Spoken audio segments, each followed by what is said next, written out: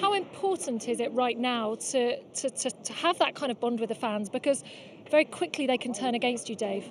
Yeah, I mean, they were good, you know, as I said, they sung right until the last moment, you know, they were determined to show their support, and they did. They've always been decent fans of United. They've always given everyone a fair crack of the whip, whoever's had the managerial job, and obviously Ollie's a legend. But interestingly for me, you know, it's fine pointing out what went wrong. I want to know why. I want to know why you can't get a group of footballers at Manchester United to give the same amount of effort as Everton. You've played the game. Well, what do you think it is? What's your gut instinct? Do you know, I would have said honestly that it's an end-of-season performance, but like I say, they're fighting for the Champions League, and that's the most disturbing thing about it. I think that there is a sort of a culture at the moment that one person is going to wait for the next person, who's waiting for the next person to deliver performances and results, and at this moment in time they are not a team to be able to do that. I mean, realistically, Leon, they needed 6 points from this game and the Derby game, given some of the tough games that they've got coming up, Manchester United. I mean, this is a game they had to get up for. It's a game they were desperate to get points for, as you said. They've got the Manchester Derby coming up with City going for the title, so Manchester United need the points, but you wouldn't have thought so out there today. We wouldn't have thought that from their effort, from their application, that they were determined to get them, and as we pointed out before, they were all just waiting for each other to deliver something, waiting for each other to lead them, so to speak, and disappointing. Still quite shocked, to be honest, about the... Well, should we take a look at the Manchester United chances? Not that there were very many of them at all. I mean, Jordan Pickford pretty much hadn't laid a hand on a ball until very late on in the second half, right? 85th, 86th minute, I think he finally saved a shot. Rashford went through in the first half. He couldn't, very tight angle, just chipped it over the bar. But other than that, I mean, they didn't lay a glove on Everton. Everton was so comfortable, good as they were in possession and attacking, but they were so comfortable. I mean, are the players more to blame than the manager in this situation? Because as a manager, you can set your team up, you can prepare for this game, but you need effort, you need work rate. You do. There's only so much a manager can do once they step over this white line. You know, they're on their own and they have to put that in. But I do feel that he got it wrong tactically today. As I said, putting Lukaku up when we feel Rashford is the real threat at the moment. Keane and Zuma had it so comfortable up against Lukaku, and you know, Martial and Rashford both in wider areas when they'd have been more of a threat through the middle. So I do think Ole Gunnar Solskjaer got it wrong himself. It wasn't just his players who underperformed today, but regardless of tactics, it's still 11 v 11 out there on the field. And if you work just as hard as the opposition, if you put as many tackles in and you want it more, you show more desire, then you'll compete and you'll be part of the game. And that wasn't the case today. It was just so one-sided. I mean, Young and McTominay came on at half-time. Was that the substitution you would have liked to have seen? Well, I mean, he tried to stir them. I was looking at the United bench thinking, well, what are they going to do? Sanchez, you know, he's not going to get a look in, really. We saw a substitute appearance from him against Barcelona. I think many were expecting to see him again. But possibly, yeah. I mean, you can bring him on against Barcelona and not Everton when you need a point. It's a bizarre one, the Sanchez situation. But I do think as well that as a group of 11 footballers going out onto the pitch, I mean, you're not rigid. You're given instructions, aren't you? But you can still determine whether you need to be 10 yards further forward or 10 yards further back. They were so stationary, all of them. It's like they didn't want to move out of their holes, and it sort of gifted possession to Everton. Do they lack leadership? This is what's been thrown at them all season. Do you agree with that, Leon? Need a leader? I think you have to. You look at the best Manchester United teams down the years, and you had the likes of Bruce. You had Keane, you had Cantona, you know, you had all these players, Vidic and Ferdinand, big characters, big people in the dressing room that, you know, if it wasn't going right out there on the field and you turn to them and you look and they give you the look and they say, no, come on, let's get it going. Whereas I don't know who Manchester United are looking to. Who is the most natural leader out there? Who would you look to? We don't know. I mean, you've got Young and De Gea who are captaining the side today, but they're not natural leaders, are they? Well, they don't. They're not talkers. They don't appear to be the case. And as we mentioned earlier, the fact that David De Gea was the captain, when the players are all turning to each other, Ole Gunnar Solskjaer didn't feel that there was a player out there on the field that could lead the team, and that is a big concern for Manchester United, and probably one of the first things they need to address. Let's talk about next season then, because obviously Ole needs to do a massive rebuild. Whether he'll have a sporting director, a director of football to help him do that remains to be seen. Which players, in your opinion, need to leave? Well, I think Sanchez will go. If they can, I mean, they might even have to supplement his wages to get him out of the door. It's a tricky situation with him. No one's going to pay him that. He hasn't played. For me, Lukaku doesn't fit with the style of play at all. I think a Manchester United team need pace and a bit of style. I don't see that from Lukaku, so that would be the main one for me. Get Rashford. You've got a great striker in the door, full of potential. When he's scoring goals, don't move him out to the wing. You've got to keep him playing in that position. Get him in there. That's where the goals will come from. I think you've got to get Lukaku out. Sanchez will go, certainly, and there's one or two others as well. On that result, they could all go. Yeah. Do you agree with that departure list, Leon? I think it's so difficult that United are underperforming. They're under par. They're not anywhere near the team that we expect. And me personally, because of what I've seen over the last 4 or 5 weeks, Marcus Rashford would be the only guy I'd be determined to keep. If someone came in offering big money for any of the other players, I would seriously consider it. Yeah. And can you Everyone negotiate? But Rashford. Yeah, can you negotiate deals? Can you move people on? I mean, Ole Gunnar Solskjaer's got a huge job to not only make the team what he sees Manchester United, but to do that as quickly as possible, because the turnover of players at Manchester United at the moment could be massive. Yeah. And what about Ole himself? I mean, I know he's just been offered a permanent contract, but he's not for you, is he? For me, I think it was a heart over head decision.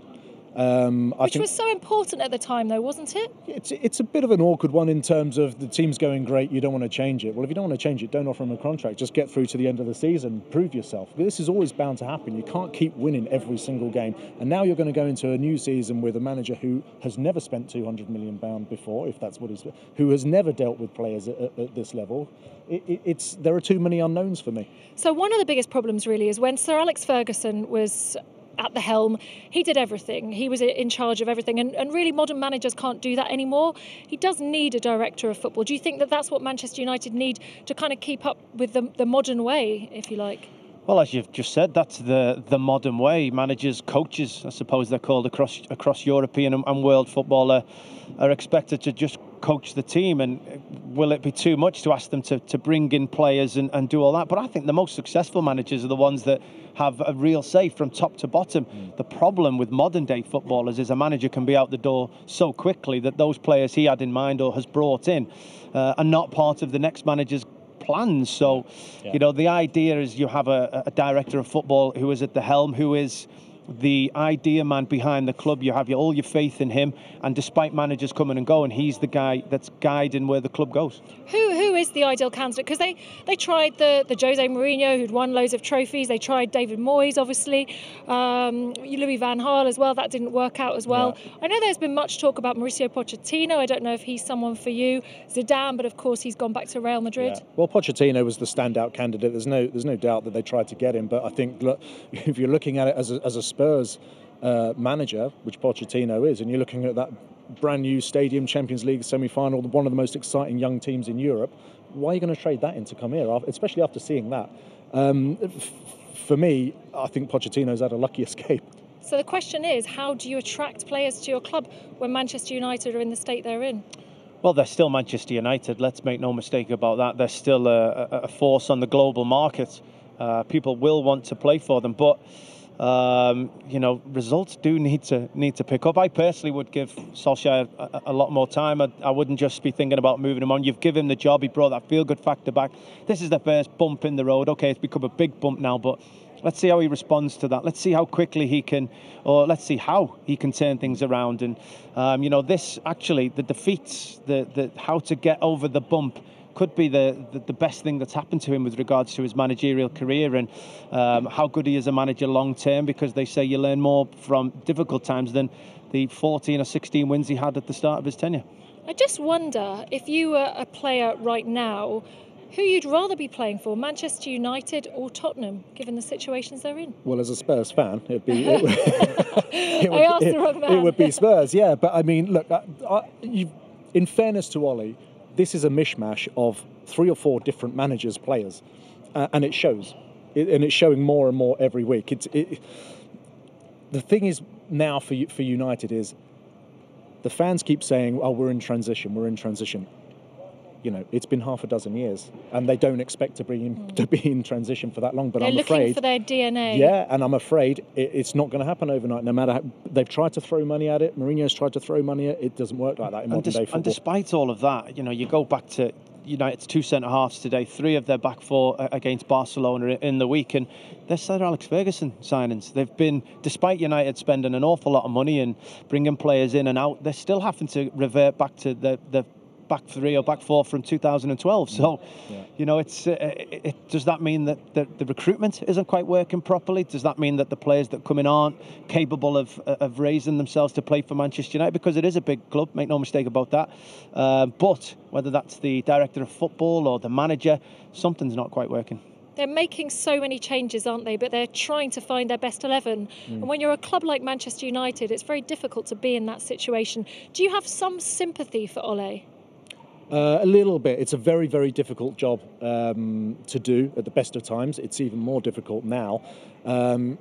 It's hard for him because he's a club legend and he's almost jeopardising his reputation coming in and taking it. I totally understand why he has come in and taken it as well. And one of the big problems is at Man United, as you come up to bigger clubs, the money is more. Everyone expects to play. And you've got to manage all of these young kids who want to play week in and week out, and you can't play them all. And that's another big part, the psychological part of managing a football team. And this will all be new to him. You've got multi-millionaire kids who want to play every week, and you've got to deal with them. I wonder, Leon, what on earth you do ahead of the Derby game. I mean, I'd imagine he feels like dropping every single player right now and just bringing in the youth. I mean, seriously. But we will actually be pitch side with Danny Mills and René Moulenstein for that game on Wednesday. But what do you do as a manager when you're trying to come up with a team for that game? Well, I will say that's probably the perfect game to come up after a performance like that, because it's a derby.